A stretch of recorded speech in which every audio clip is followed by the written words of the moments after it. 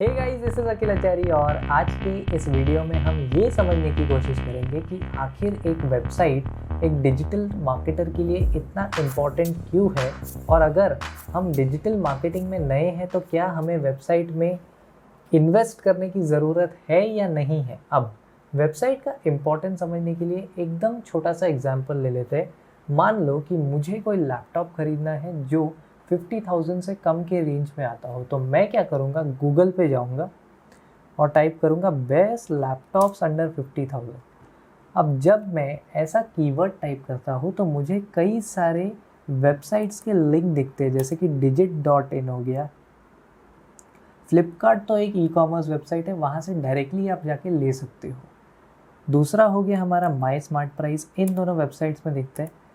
ये कोई e commerce websites नहीं है, ये नॉर्मल वेबसाइट्स है। जब आप कौन सा है ये digit.in पे आप जब विजिट करते हो तो digit.in पे आपको इन्फॉर्मेशन दिख रहा है लैपटॉप से रिलेटेड, ठीक है।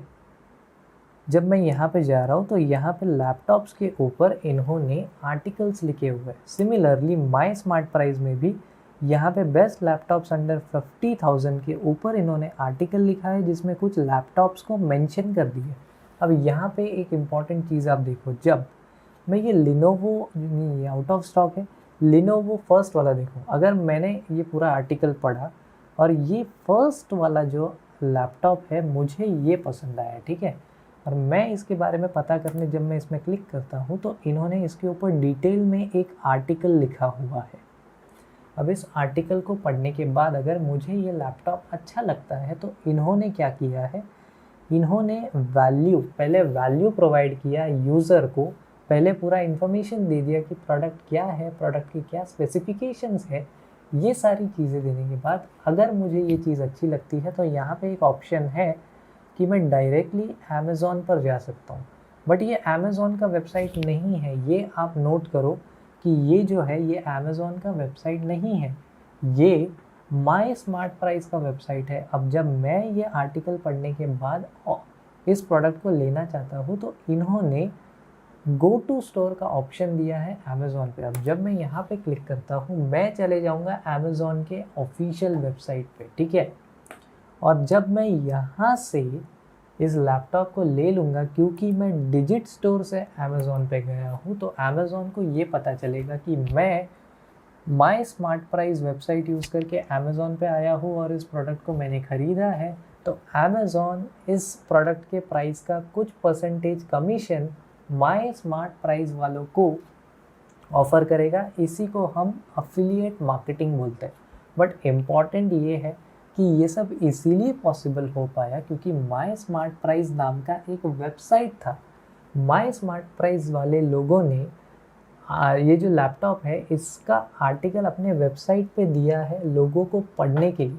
अब जब कोई इस आर्टिकल को पढ़ता है और ऐसे काम करता है तब जाके माई स्मार्ट प्राइस वाले यहाँ से इनकम भी जनरेट कर पाते हैं। अब अगर इसमें हम थोड़ा सा मैथ्स लगा के देखें, जैसे कि ये माई स्मार्ट प्राइस का जो वेबसाइट है इसका जब मैं URL कॉपी करता हूँ और ये पता करने की कोशिश करता हूँ कि पर मंथ माई स्मार्ट प्राइस पे कितने लोग विज़िट कर रहे हैं, ये अगर मैं पता करने की कोशिश करूँ तो मैं ऊबर सजेस्ट पे जाके देख लेता हूँ।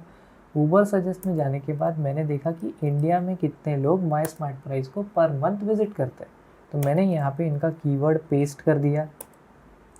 कीवर्ड पेस्ट करने के बाद मुझे यहाँ पे इनका थोड़ा सा एनालिसिस मिल जाएगा।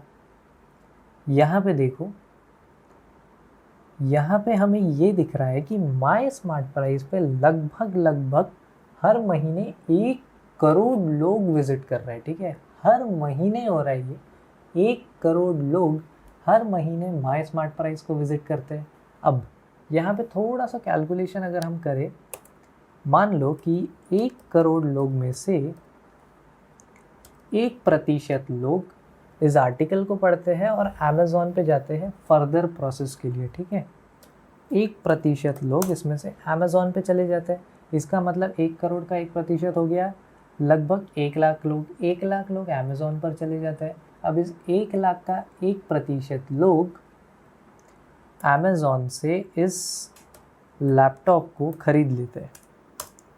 इसका मतलब 1000 लोगों ने अमेज़ॉन से लैपटॉप खरीदा माय स्मार्ट प्राइस के थ्रू। अब 1000 मतलब एक लैपटॉप का प्राइस था 45,000, इसका मतलब इतना पैसा अमेज़ॉन ने जनरेट किया। अब अगर मैं अमेज़ॉन का अफिलिएट कमीशन देखूं,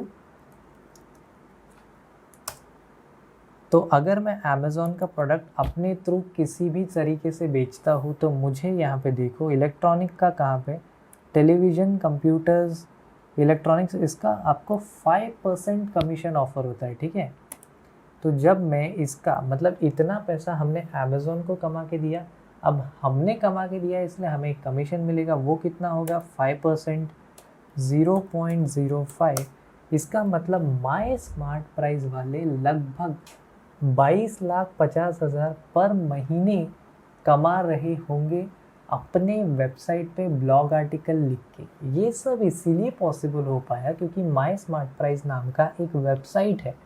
इसको और अगर आपको समझना है, देखो जब आप डिजिटल मार्केटिंग करते हो तो डिजिटल मार्केटिंग में आपको एडवर्टाइजमेंट्स रिलीज़ करने होते हैं। अब ये एडवर्टाइजमेंट किसी भी चीज़ से रिलेटेड हो सकता है। अगर कोई यूज़र इस ऐड में इंटरेस्टेड है तो वहाँ आपके ऐड के नीचे, अगर आपने फेसबुक पे नोटिस किया होगा तो कुछ बटन्स होते हैं जैसे कि buy now, learn more, contact us. जब कोई विजिटर इस बटन पे क्लिक करता है तो वो उस ऐड से कहीं और जाकर लैंड हो जाता है, और वो कहीं और नहीं बल्कि किसी वेबसाइट पर जाके लैंड होता है जो कि आपका होता है। अगर आपके पास वेबसाइट ही नहीं होगा तो ये यूज़र इस ऐड को देख के कहाँ लैंड करेगा। अगर वो कहीं लैंड ही नहीं करता है, ऐड पे देख के उसे कोई आउटपुट ही नहीं मिलता है, तो आपका जो ऐड है और आपका जो विजिटर है दोनों वेस्ट हो जाएंगे। इसीलिए एक डिजिटल मार्केटर के लिए एक वेबसाइट का होना काफ़ी ज़्यादा ज़रूरी है।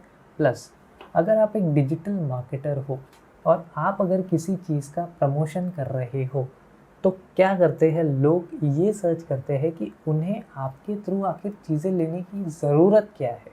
जब आप एक अफिलिएट हो किसी प्रोडक्ट से और आप अपना अफिलिएट लिंक्स लोगों के साथ शेयर कर रहे हो तो लोग ये रिसर्च करते हैं कि आप आखिर हो कौन।